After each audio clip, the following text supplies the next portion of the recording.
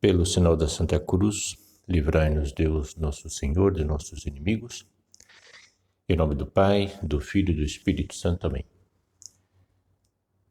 Meu Senhor e meu Deus, creio firmemente que estás aqui, que me vês, que me ouves. Adoro-te com profunda reverência, peço-te perdão dos meus pecados e graça para fazer com fruto este tempo de oração. Minha Mãe Imaculada, São José, meu Pai e Senhor, meu anjo da guarda, intercedei por mim.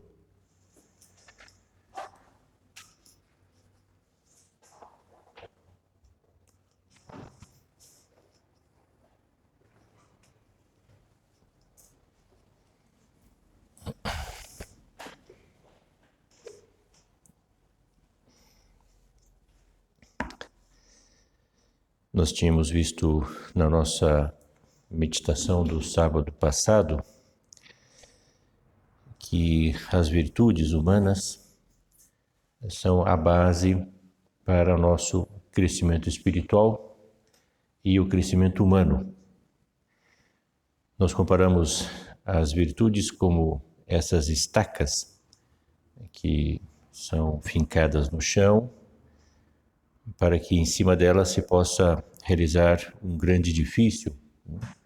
E quanto mais firme forem essas estacas, mais firme estará a solidez desse edifício.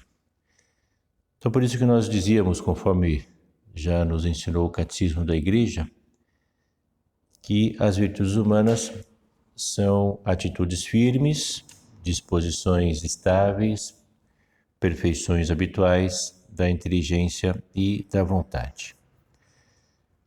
É uma batalha nossa, ao longo de toda a nossa vida, de nós estarmos continuamente buscando virtudes, buscando novas virtudes, as quais nós devemos crescer e nos desenvolver. Então, por isso que todas essas virtudes, as virtudes humanas, elas são adquiridas com empenho. Normalmente essas virtudes, elas não vêm de uma forma como se fosse de mão beijada, né? Uma espécie de um presente. Elas vêm embrulhadinhas, bonitinhas e dá para você. Não.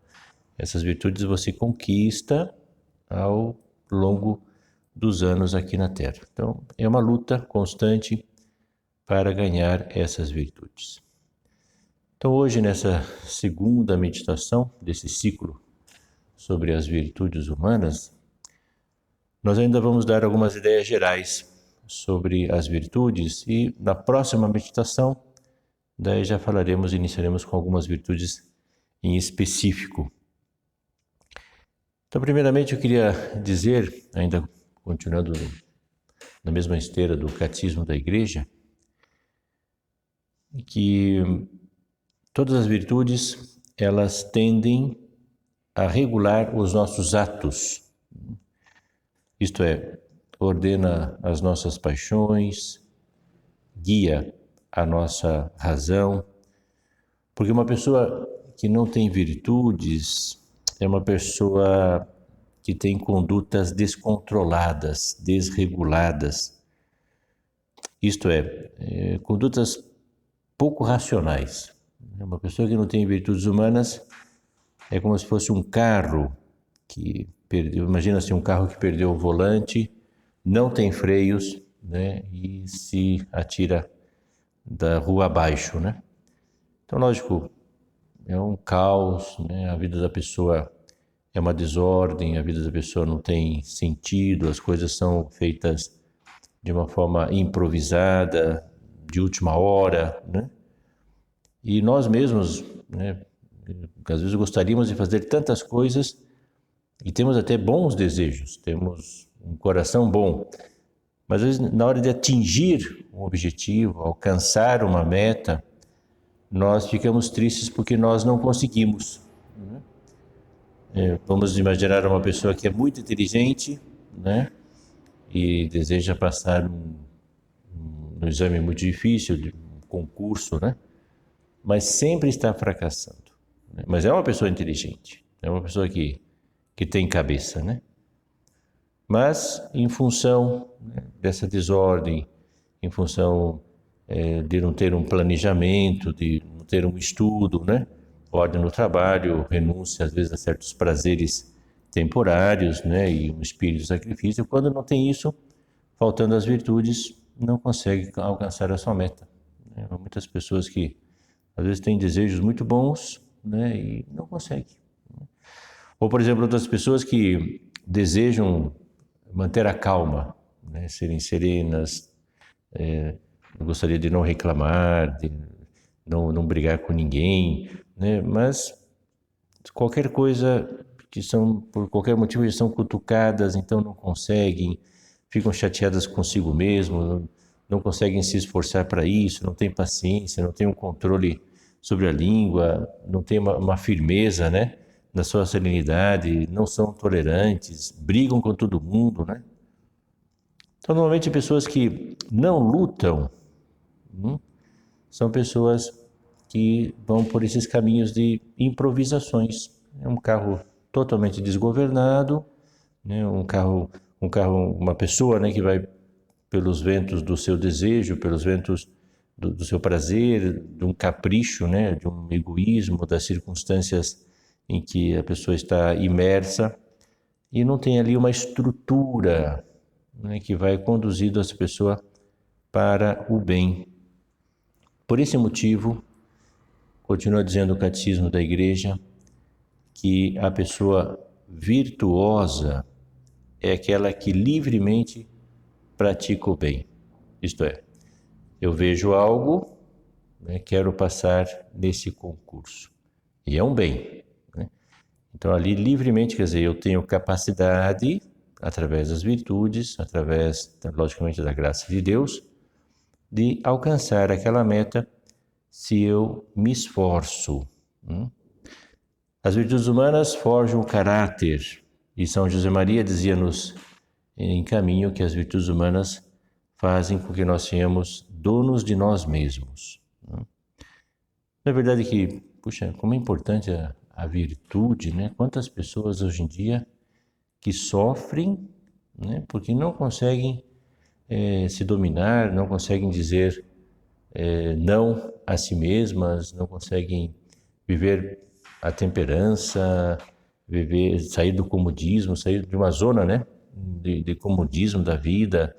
Então, às vezes a gente vamos vendo as pessoas muito moles, né, pessoas que não conseguem alcançar os seus objetivos, as suas metas.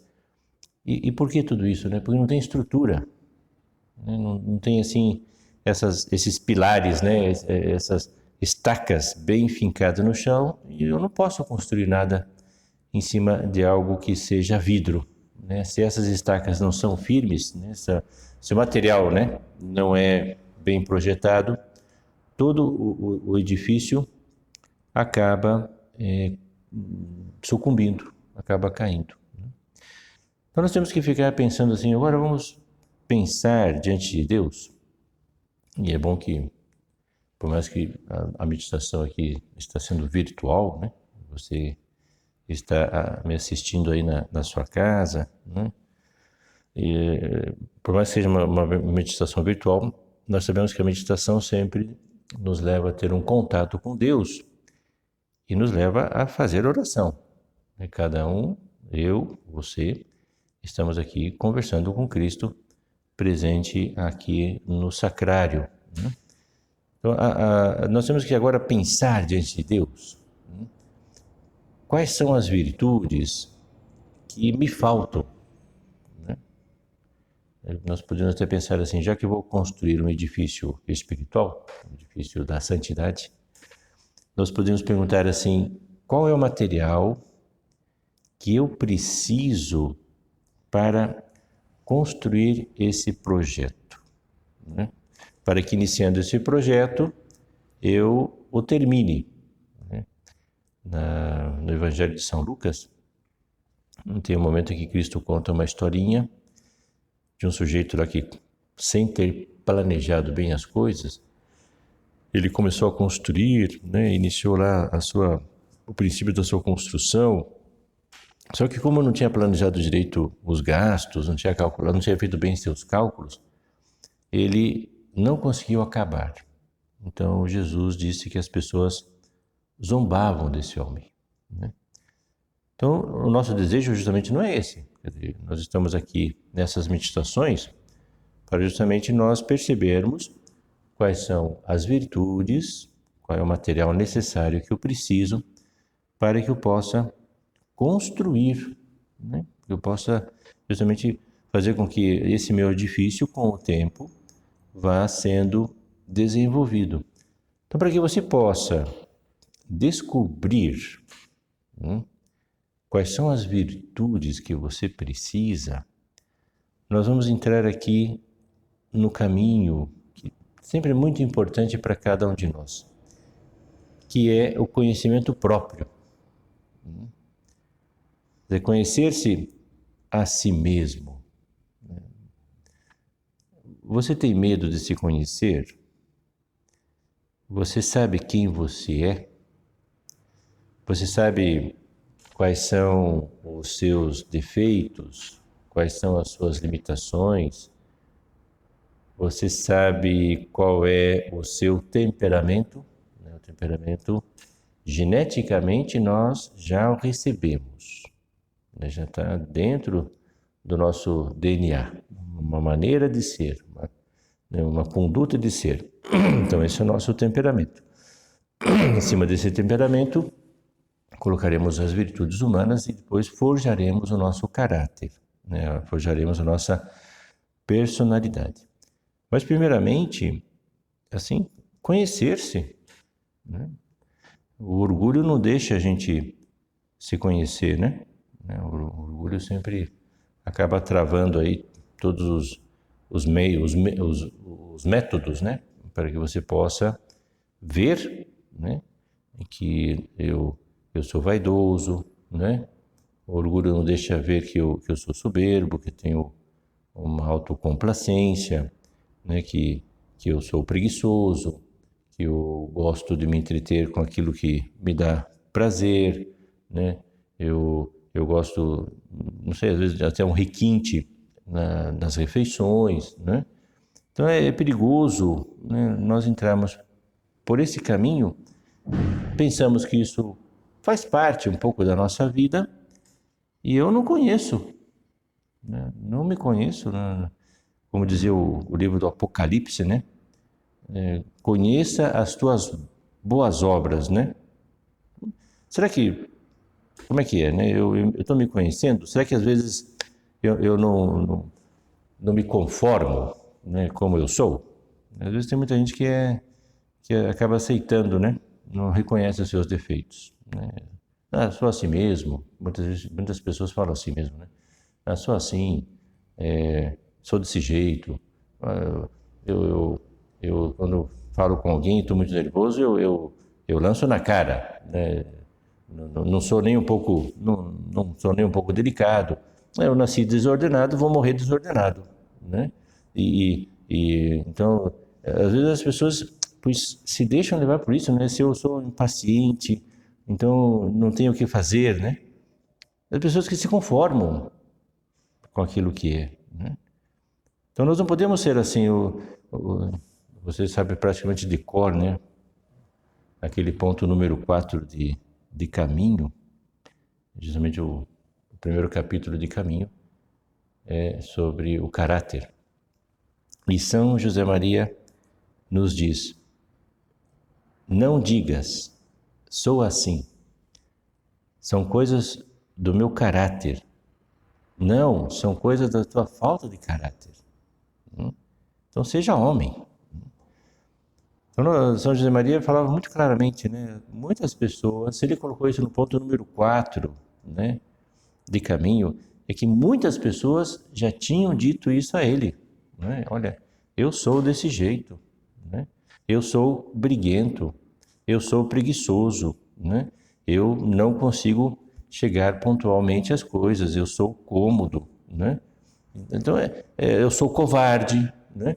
Então, a pessoa acaba se aceitando, né? Aceita-se pensando que isso faz parte, né, do seu temperamento, não sei, do seu modo de ser, né?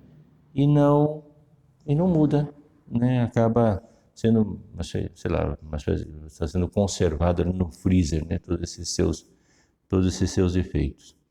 Então nós temos que nos conhecer e ver claramente, né, o que é que eu preciso melhorar, o que é que eu preciso, assim, vislumbrar, né, e para isso nós vamos pedir a ajuda a Deus, em particular a luzes do Espírito Santo, que eu possa ver, né, como eu sou, né?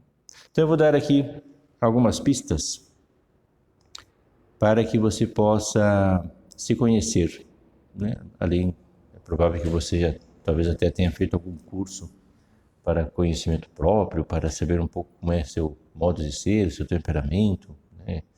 Eu acho que logicamente são muito válidos, né, todas essas técnicas, né? Mas além disso, eu vou te dar aqui mais algumas pistas, né? A primeira pista, como você pode se conhecer, é a seguinte: é uma frase de Jesus que está recolhida no Evangelho de São Mateus, em que nosso Senhor diz assim: onde está o teu coração, onde está o teu tesouro, aí estará o teu coração.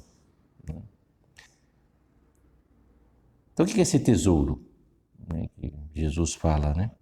Então esse tesouro é aquilo que mais nós prezamos, aquilo que mais nós valorizamos, aquilo que nós damos mais importância na nossa vida, né? Então o teu coração estará nessas coisas, né?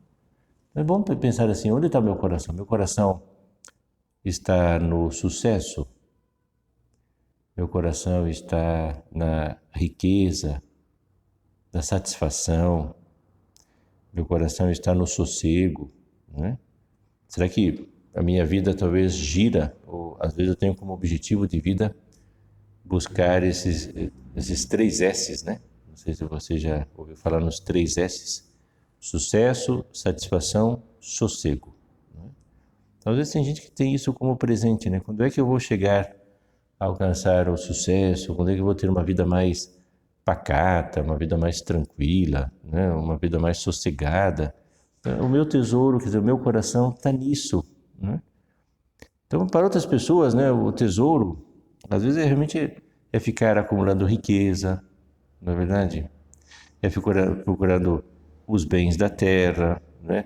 Outros vão por caminhos de liberdade, mas liberdade entre aspas, né? No fundo é uma libertinagem, né? Porque não querem se ficar limitadas por nada, querem fazer o que pretendem na vida, né?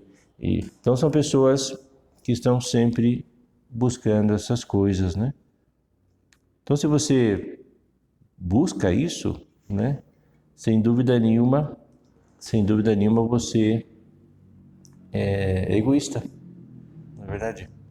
Muito egoísta, uma pessoa que está muito voltada para, para si mesmo, né? Então é lamentável uma pessoa assim, né? Principalmente um jovem que pode ter várias grandes aspirações, grandes ideais na vida e de repente ficam assim reduzidos, né? Ficam minimizados a um ambiente de egoísmo porque busca esses prazeres mais imediatos, né? Se você descobre onde está teu tesouro, onde estão os teus tesouros, aí está teu coração. E nem sempre esses tesouros são bons. Se fossem tesouros tipo generosidade, amar os outros, aí são bons tesouros, né? Aí o nosso coração realmente deve se debruçar. Mas normalmente, né, a pessoa está buscando riqueza, sucesso, satisfação, né? Um requinte na vida, né? Uma vida mais tranquila. Isso, de fato, vai fazer com que a pessoa se sinta cada vez mais triste. Em segundo lugar, mais uma frase de Jesus que você pode pensar para descobrir como você é. Cristo nos fala no Evangelho de São Lucas: a boca fala daquilo de que o coração está cheio. Então é fácil, né? É só pensar assim, do que eu falo habitualmente, né? O que você comenta com seus amigos, né? Daquilo que você reflete continuamente, né? Aquilo que você vai falando é aquilo que também está dentro do seu coração, né? Porque aquilo que você coloca para fora é aquilo que você tem dentro da alma, né? Então é perigoso, às vezes, muitas pessoas, às vezes, têm uma boca suja, né? Eles falam das coisas mais importantes da vida, como a sexualidade, de uma forma assim tão depreciativa, falam de baixarias, né?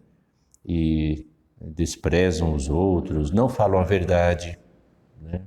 Olha, quantas vezes que acabamos mentindo, traindo os demais, faltando com a fidelidade, né?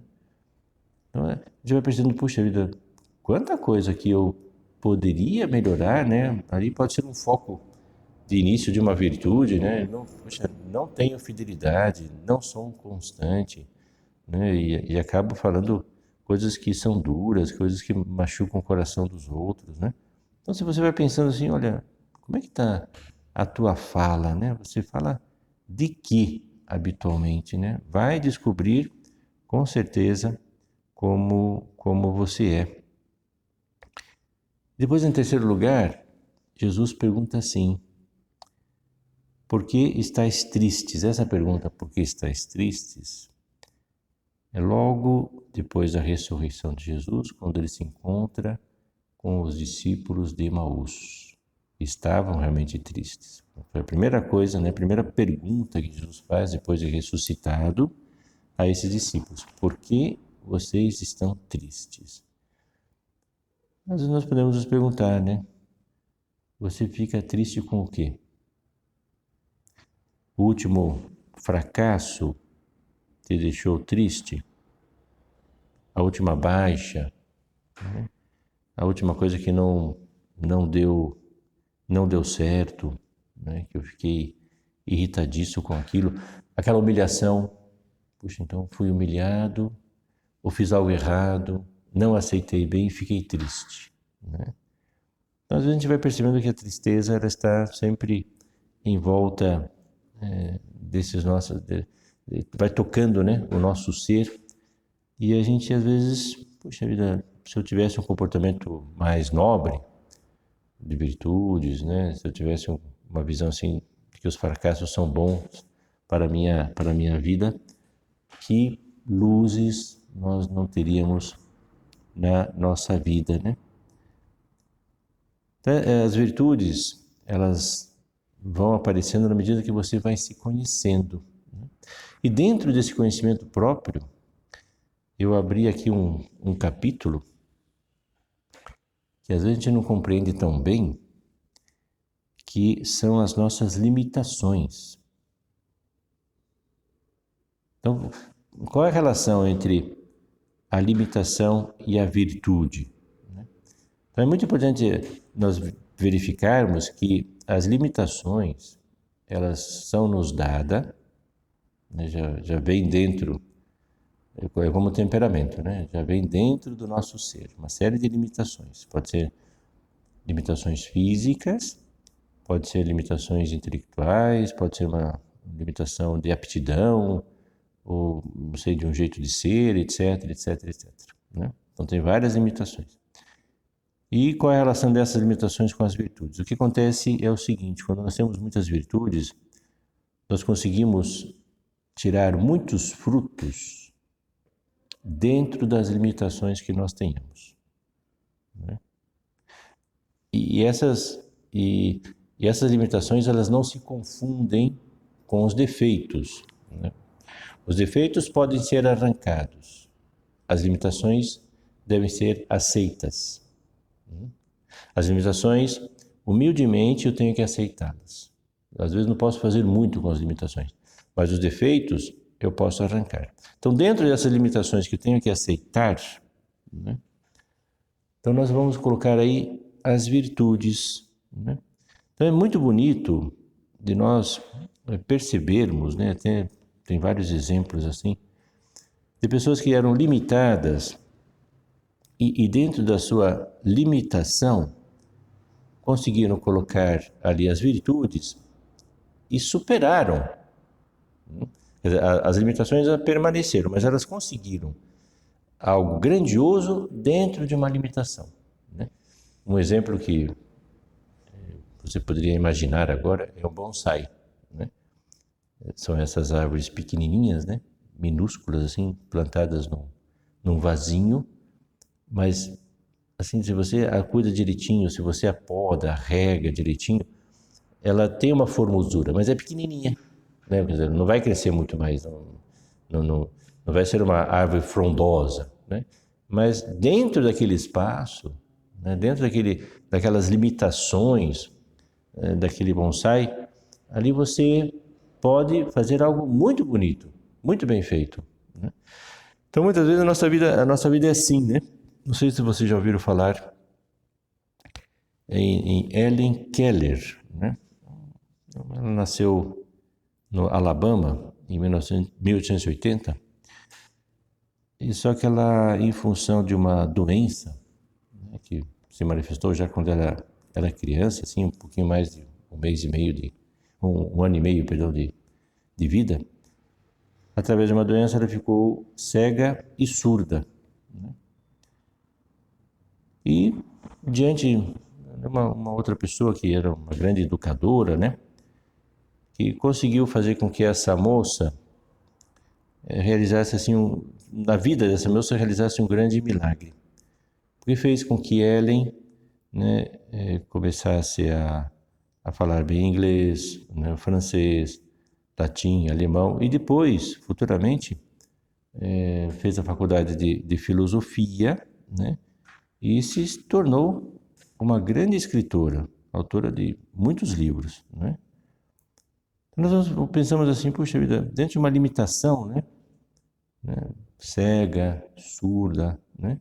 Como é que conseguiu se desenvolver, né? Como é que conseguiu fazer tudo isso? Através de um esforço muito grande, através, né, de uma verdadeira superação de virtudes, que aí entrou a constância, né? Entrou a garra, né? Entrou um compromisso de horário, um não desistir diante de uma situação talvez mais difícil, né? Então essa mulher, ela dizia assim, que não tinha nenhum complexo, né, de limitações. Ela dizia assim, nunca se deve engatinhar quando o impulso é voar, né? Mas você podia pensar assim, né? Provavelmente você tem muitas limitações, eu também tenho, e é perigoso, diante dessas limitações, você querer fazer pouco, né? Fica lá engatinhando, mas você poderia voar, né? Você poderia ser muito mais do que você é hoje, né? Dentro dessas circunstâncias, né? Então, veja, quantas pessoas que às vezes são muito magnânimas, muito tenazes, que fazem um esforço enorme de sacrifício, né? Espírito de serviço, solidariedade, esperança, e são pessoas que às vezes aparentemente não é tanto assim, né? Mas elas se esforçam muitíssimo, né? Estão voando. Um outro exemplo que eu queria dar, que de certa maneira me ajuda bastante, porque é o padroeiro dos sacerdotes, e nós comemoramos aí o Dia do Padre, né? Pouco tempo, dia 4 de agosto, que é a vida de São João Maria Vianney, também conhecido como o cura de Ars. Então, é um homem que não era muito culto, né? Ele veio de uma família rural, decidiu entregar-se a Deus e ser sacerdote. E sem dúvida nenhuma, uma das grandes dificuldades pelas quais passou São João Maria Vianney foram os estudos eclesiásticos, né? Filosofia, teologia, depois aprender o latim, né?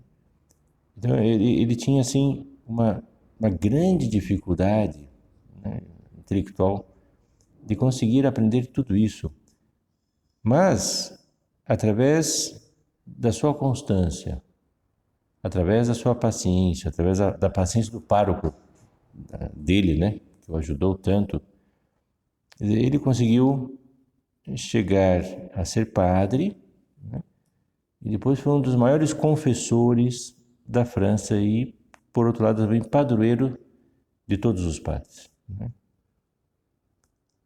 Então poderia se considerar de pouca valia, né? Puxa, não adianta, não consigo, né? Sou burrinho mesmo, né? Sou burro, então não adianta. Não, mas faz um esforço, veja aquilo que você consegue arrancar daí, né? Não desanime, né? E tente contar aí com a graça de Deus. E com esse esforço, né, que logicamente tem por trás todo um arsenal de virtudes, ele foi conseguindo crescer, né?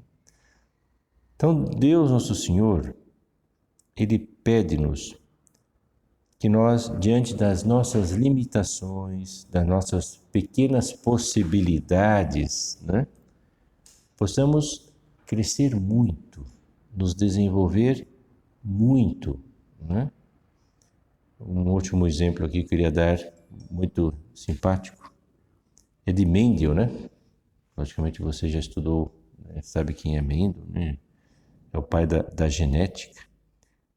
Ele também queria pesquisar, não teve possibilidade de ir assim trabalhar numa universidade alemã, e ele podia ter desistido, mas como ele era um monge, né? Um monge agustiniano, ele lá no seu mosteiro, né, resolveu num cantinho lá do jardim do mosteiro, pegou lá uma horta e começou a estudar as experiências com ervilhas, né? Então, foi fazendo experiências e anos naquilo lá, e de repente, né, foi vendo todo um processo, né, das leis da genética. Hoje em dia nós conhecemos como as leis de Mendel, né? Tinha pouco espaço, não tinha capacidade nenhuma técnica, né? Mas ali, através do seu esforço, das suas próprias habilidades pessoais, né? Então foi conseguindo desenvolver, mesmo muito limitado. As limitações, nós devemos aceitá-las, porque essas limitações são nos dadas por Deus e aceitamos com humildade. Porém, os nossos defeitos, eles devem ser arrancados. Então, com o tempo, vamos vendo aqui, ao longo dessas meditações todas, né, quais são praticamente assim as virtudes que mais nós necessitamos. A partir da próxima meditação, nós já veremos algumas virtudes, iniciaremos algumas virtudes específicas, e assim nós vamos já vendo assim quais são os defeitos principais, vamos vendo as nossas limitações, já vamos saber nos conduzir ao longo dessas meditações todas. Vamos terminar pedindo a Nossa Senhora, então, que nos conduza ao longo desse ciclo, para que possamos ver, né, com mais claridade como nós somos, né, que Nossa Senhora nos ajude a ter uma iluminação especial, vendo como nós somos, para irmos adquirindo as virtudes que são necessárias para a nossa vida.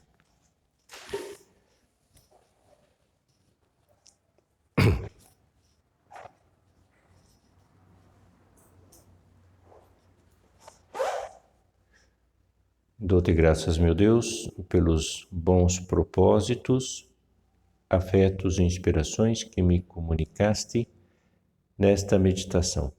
Peço-te ajuda para os pôr em prática.